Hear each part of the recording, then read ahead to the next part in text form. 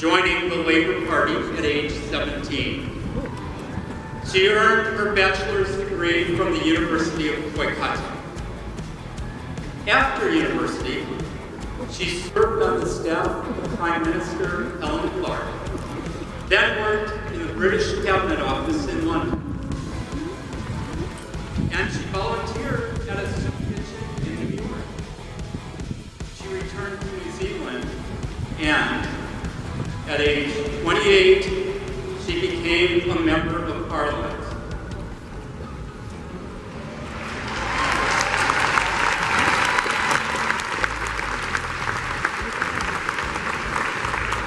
Rumor has it that she auditioned for a role in the film version of The Lord of the Rings, alas, without success.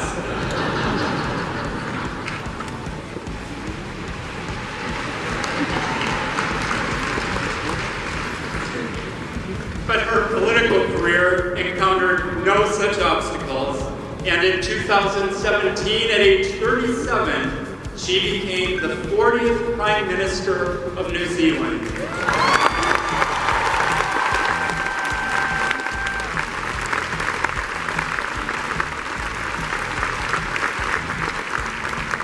Becoming one of the youngest heads of government in the world, soon to emerge among the most widely admired. She was re-elected in 2020 to a second term. She serves concurrently as her nation's Associate Minister for Arts, Culture, and Heritage, Minister for Child Poverty Reduction, and Minister for National Security and Intelligence.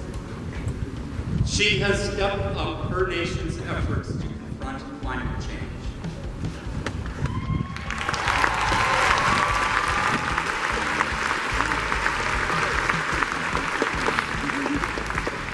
She has been a clear and forceful voice for gender equity and economic opportunity.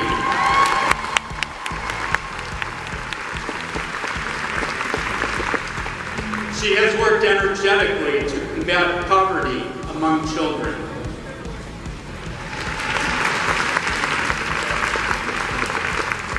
She led her nation's healing in the wake of the terrorist shootings at the Christchurch mosques, the worst massacre in modern New Zealand history. And in recent years, she has guided her country through the vicissitudes of the COVID pandemic. Through all of this and more, she has personified inclusive, energetic, pragmatic leadership, leading her nation with agility, compassion, and strength. I really rebel against this idea that politics has to be a place full of ego, where you're constantly focused on scoring hits against each one another, she has said. Yes, we need a robust democracy, but you can be strong and you can be kind.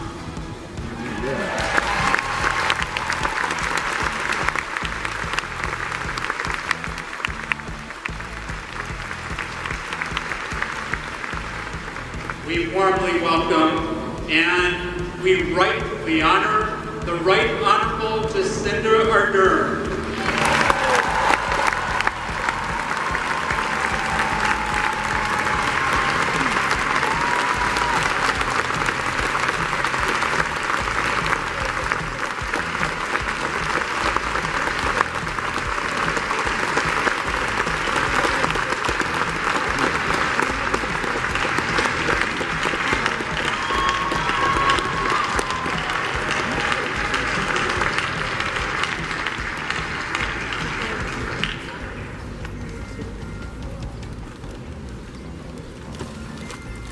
Her leadership style sends a powerful message.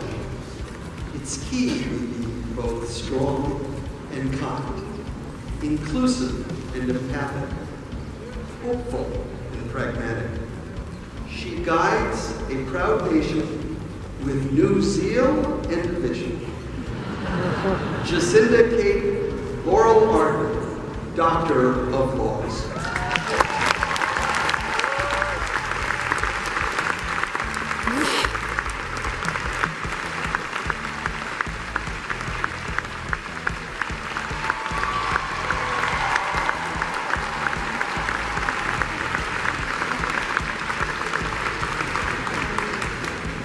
In the name of this Society of Scholars, I declare that these persons are entitled to the rights and privileges pertaining to their several degrees, and that the names are to be forever borne on its roll of honorary members. It's now my privilege, it's now my privilege to invite one of our honored guests to address this assembly. Graduates, family, colleagues, friends, let us welcome the 40th Prime Minister of New Zealand, the Right Honourable Jacinda Ardern.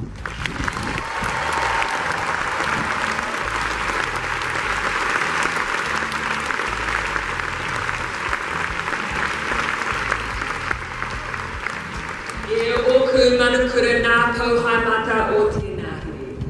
Te piku o te mahu, tira te tipu o te rāko. E tupu, e rea, ka putu, ka ora, tēnā koutou katoa. President Bakau, Provost Garber, governing boards and deans, and most importantly, graduates.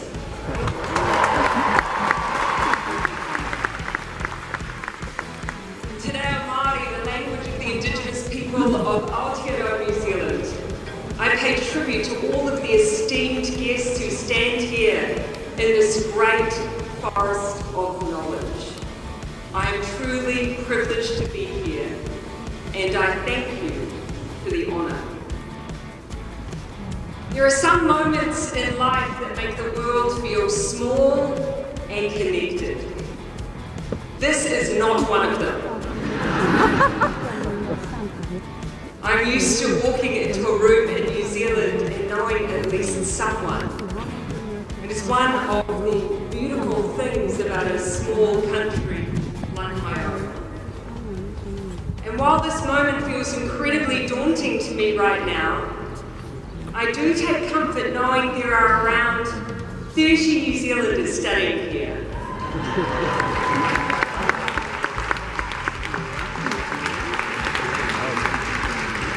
And statistically, at least one of them will be my cousin.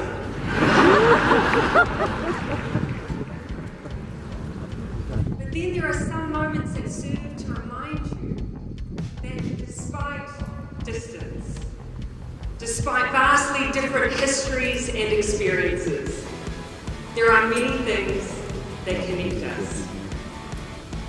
In June 1989, the Prime Minister of Pakistan stood on this spot and delivered the commencement address titled, Democratic Nations Must Unite. She spoke about her journey, the importance of citizenry, representative government, human rights, and democracy. I met Benazir Bhutto in Geneva in June of 2007. We both attended a conference that drew together progressive parties from around the world. 7 months later, she was assassinated. Now there will be opinions and differing perspectives written about all of us as political leaders. Two things that history will not contest about Benazir Bhutto. She was the first Muslim female Prime Minister elected in an Islamic country when women in power was a rare thing.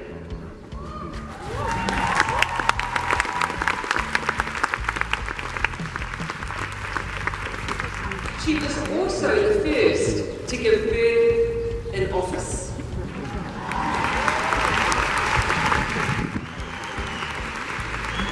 The second and only other leader to have given birth in office almost 30 years later was me.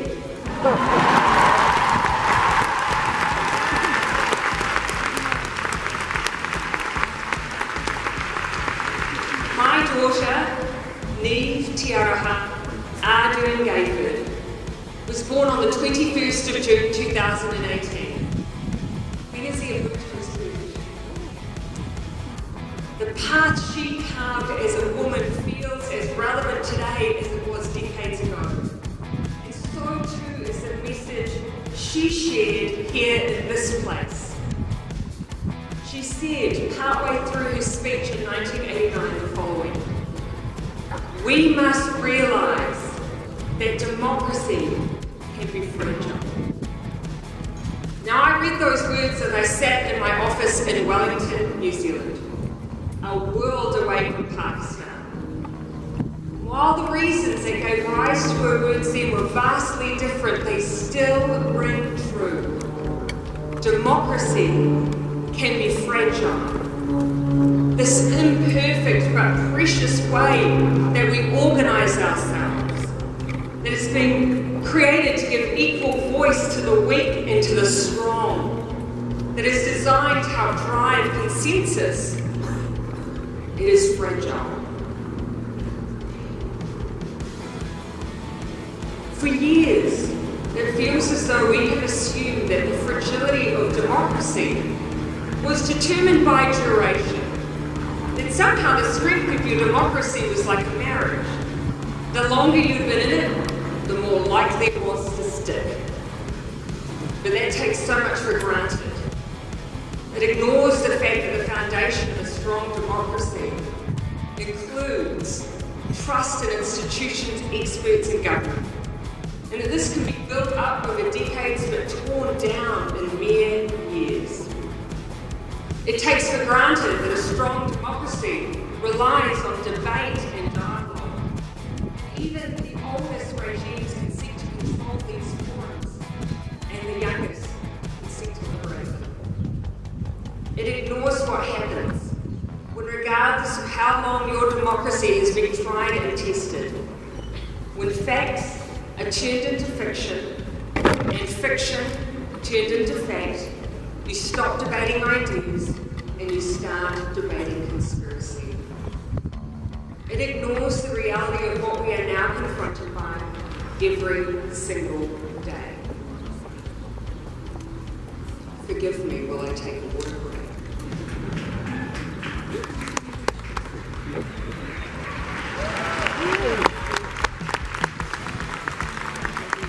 You know it's a nice crowd when a drink of water elicits applause. So, now where I come from, we have a parliamentary representative democracy without giving you a litany of fun facts on New Zealand that you're unlikely to need to hear in a very brief version. We have a mixed member proportional system, which essentially means every vote counts. And it's ensured that our parliament better reflects our communities. Almost 50% of our parliament are women.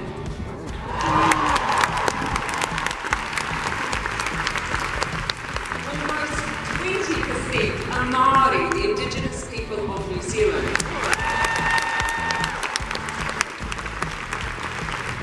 And our Deputy Prime Minister is a proud gay man and sits among several other rainbow parliamentarians.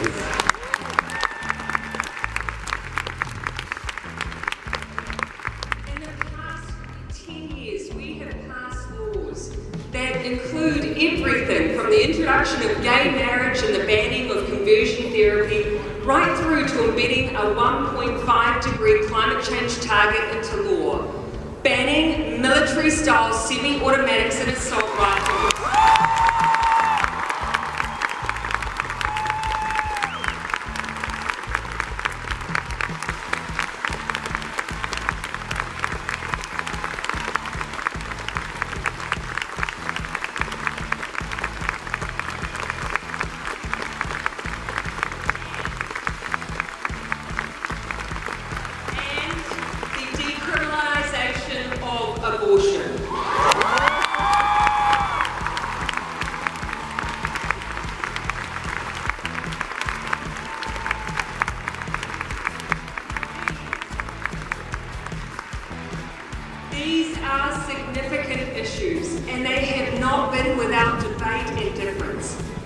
but they are all examples of times where we have navigated times of deep change without, for the most part, leaving deep rifts. But we have also seen the opposite, whether it's democratic elections that erupt into violence or the COVID crisis emerging, and exposing mistrust of experts, institutions and government. Western democracies are seeing it and experiencing examples, and New Zealand is no different. Now, I will admit feeling some trepidation entering a discussion on how we strengthen our democracies, when this issue is so easily and wrongly distorted into being opposed to free speech. But that fear is overshadowed by a greater fear of what will happen to our democracies if we don't act to firm up our foundations. If we don't find once again our ability to argue our corners, yes, with the passion and fire that conviction brings, but without the vitriol, hate and violence. If we don't find a way to ensure difference, that space where perspectives, experience and debate give rise to understanding and compromise, doesn't instead become division, a place of entrenchment, where dialogue departs, solutions shatter, and a crevice between us becomes so deep that no one dares cross to the other side. We are at a precipice. Rather than ask what caused it today, I want to talk about how we address it. Now, I'm not an academic. I accept that the robes on this occasion aren't exactly truth in advertising. Rather, I am a politician from Morrinsville. As a point of geographic reference, it's right next to Hobbiton. I'm not actually joking. But in that small rural town of 5,000 people, where I spent most of my formative years and will forever love for what it gave me, I lived in that important space that sits between difference and division. I was raised a Mormon in a town where the dominant religions were Catholic, Anglican, and rugby. I was a woman interested in politics, left-wing politics, in a region that had never in its entire democratic history elected anyone other than a conservative candidate. Now, these differences were a part of my identity, but never a source of isolation. But I am old, and unquestionably, things have changed. In fact, mine is the generation that sat on the cusp of the internet age. I remember the first person in my school who had access to the internet. Her name was Fiona Lindsay. Her father was the local accountant. After he shut the office for the day, we would get the key and log on to his massive desktop computers, with screens so wide that the desks were tiered to fit the whole thing in. It was the 1990s. The interface, and even what we use the internet for, and no one like us, and avoid that dreaded sense of cognitive dissonance. We seek validation, confirmation, reinforcement, increasingly, with the help of algorithms, what we seek, we are served, sometimes before we even know we're looking. Now, I'm not here to argue that social media is good nor bad, it's a tool. And as with anything, it's the rules of the game and the way we engage with it that matters. But social media matters a lot, and perhaps much more than we thought. On the 15th of March 2019, 51 people were killed in a terrorist attack on 2 mosques in Christchurch, New Zealand. The entire brutal act was live streamed on social media. The Royal Commission that followed found that the terrorist responsible was radicalised online. Now, in the aftermath of New Zealand's experience, we felt a sense of responsibility. We knew that we needed significant gun reform, and so that is what we did.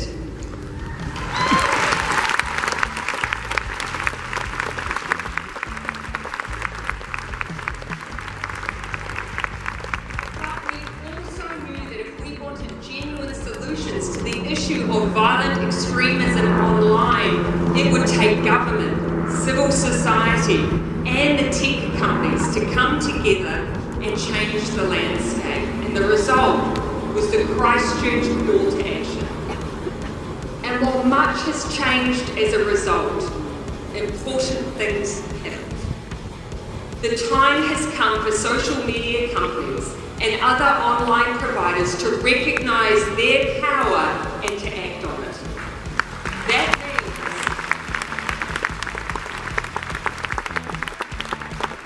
That means upholding their own basic terms of service. That means recognising the role they play in constantly curating and shaping the online environments that we're in. That algorithmic processes make choices and decisions for us, what we see and where we are directed. And at best that means that the user experience is personalised. But at worst, it means the user experience can be radicalised. It means that there is a pressing and urgent need for responsible algorithm development and deployment. Now we have the forums for online providers and social media companies to work on these issues alongside civil society and governments. And we have every reason to do it. Let's start with transparency and how algorithmic processes work and the outcomes they deliver. But let's finish with a shared approach to responsible algorithms, because the time has come.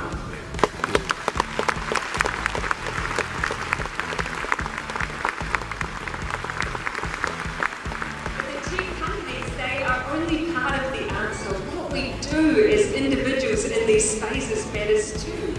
Our willingness to recognise our own preconceived ideas, the level of critique we apply to what we engage with, how we uphold our basic sense of humanity when interacting with others. There's a term that gets thrown around a lot, keyboard warrior. It's used to refer to someone who makes aggressive or abusive posts online, often anonymously. Now I like the name. In my mind, when I read something especially horrific on my feed, I imagine it's written by a lone person unacquainted with personal hygiene practices, dressed in a poorly fitted superhero costume, one that is baggy in all the wrong places. Now, keyboard warrior or not though, it's still something that has been written by a human, and it's something that's been read by one too. Now, I do my own social media. I always have. After all, it has been described as the new town square. But we all know that it's more than just news and information being shared these days. Recently, I had the privilege of joining ex-German Chancellor Angela Merkel on a panel. Now, I have long been in awe of her, not least for her endurance. She was in power for 16 years. I once asked her how she managed it. Her response was, quote, "Things have changed a lot." In the panel discussion, she reflected on some of that change by commenting that, quote, "In the old days, we had certain events that happened in societies. Television reported it, and the next day everyone talked about it. Today, even that simple act has changed. What we consider to be the mainstream media outlets have proliferated, but ownership structures have not. Mainstream media have layers of accountabilities and journalistic expectation that others who also present information to us don't. There is competition in advertising revenue with subscription services and paywalls, all to aid in the survival of the fittest, with fittest now defined by how easy it is to monetize your content. And in amongst all of that lies the fact we're not talking about how we access information to inform debate, but whether you can call it information at all. Now, there are those far more learned than I who will argue where the source of the scourge of disinformation lies. Within your own camp, you see those who will argue that the current problems of disinformation are not the result of algorithms or trolls, but of, quote, asymmetric media structures, decades in the making. I'm not here to argue either way, because at its heart, what we're in the middle of is not really a new problem. Thomas Rid argues that the modern era of disinformation began during the Great Depression. In an era of journalism transformed by radio, newly cutthroat and quote fast-paced. He goes on to argue that it's since come in waves, including in the mid-2010 with disinformation reborn and reshaped by new technologies and internet culture. Others point to the acceleration of the information and disinformation flow that comes with each new technology that enables mass duplication and distribution, from photocopiers to cassette tapes. The only thing that has changed is speed. But as Red concludes, either way, the stakes are, quote, enormous. For disinformation corrodes the foundation of our liberal democracy, our ability to assess facts on their merits and to adjust course accordingly. Now, I accept the picture I'm painting may seem overwhelming and insurmountable and a little bit grim. But I'm an optimist at heart. And while we cannot change everything about the environment we are in, we can change ourselves to build greater strength and resilience in spite of the headwinds around us. And I see examples of that every day. Leah Bell and Waimarama Anderson were two young students from a public school in New Zealand called Otorohanga College. Now they couldn't understand why every young New Zealander didn't learn at school about New Zealand history, including the New Zealand Wars, conflict between British and colonial troops and Māori in the 19th century. Now these two students pushed for change, presenting a petition to Parliament, and they succeeded. Next year, for the first time, our young people are universally learning about their past, their culture, and their history.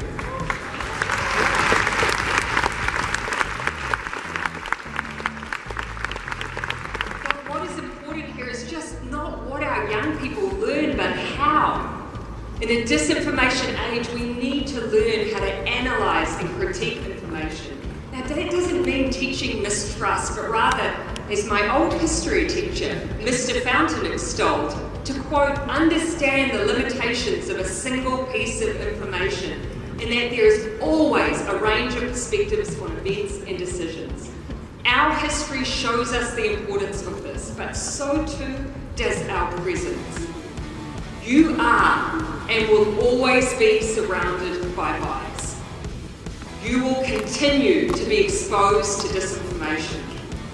And over time, the noise you are surrounded by will probably only get worse. And perhaps that is why, when your own constitution was adopted, Benjamin Franklin was asked what had been created, and he replied, quote, a republic if you can keep it. If you can keep it. Yes, diversity of voice in mainstream media matters. The responsibility of social media matters. Teaching our kids to deal with disinformation and the role we play as leaders, it all matters, but so do you. How you choose to engage with information, deal with conflict, how you confront debate, how you choose to address being baited or hated, it all matters.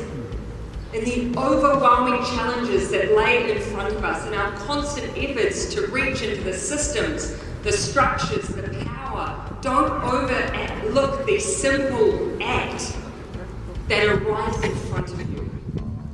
The impact that we each have as individuals.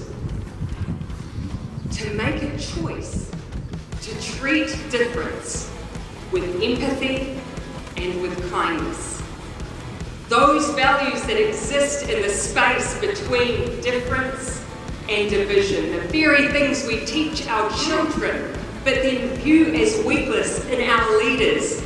The issues we navigate as a society, after all, will only intensify. The disinformation will only increase. The pull into the comfort of our tribes will be magnified. But we have it within us to ensure that that doesn't mean we fracture. We are richer for our difference and poorer for our division. Through genuine debate and dialogue, through rebuilding trust and information and one another through empathy. Let us reclaim the space in between. After all, there are some things in this life that make the world feel small and connected. Let kindness be one of those.